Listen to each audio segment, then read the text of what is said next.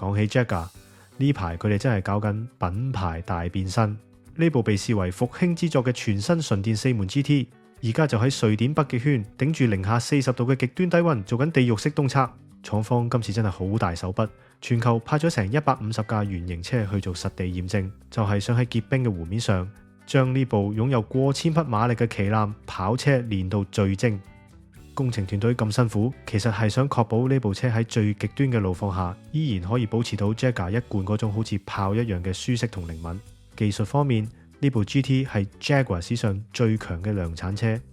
要食得住呢啲恐怖馬力。新車配備咗先進嘅3馬達全輪驅動系統，加埋智能扭力分配技術，喺幾毫秒之內就可以調整每個車輛嘅動力輸出，反應比傳統油車快好多。而且考慮到電車一動就冇電，佢哋仲研發咗個 Therm Assist 熱管理系統，據講可以減少40%嘅加熱能耗，就算喺極地入邊都唔使驚續航力會突然斷崖式下跌，確保電池同車廂都夠晒暖。不過大家最關心嘅可能仲係揸落去嗰種感覺。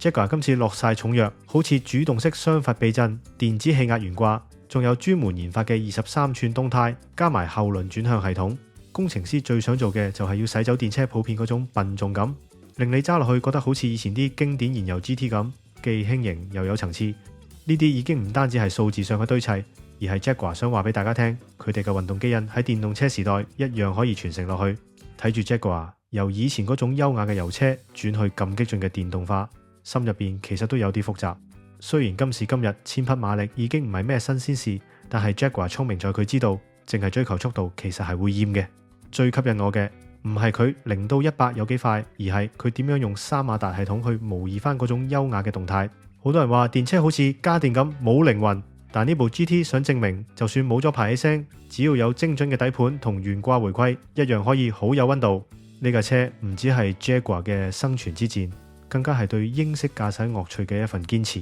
今日講到呢度，大家走之前記得訂閱我哋頻道，仲有要 follow 埋 Facebook 同 Instagram。我係泰迪，我哋下條片再見。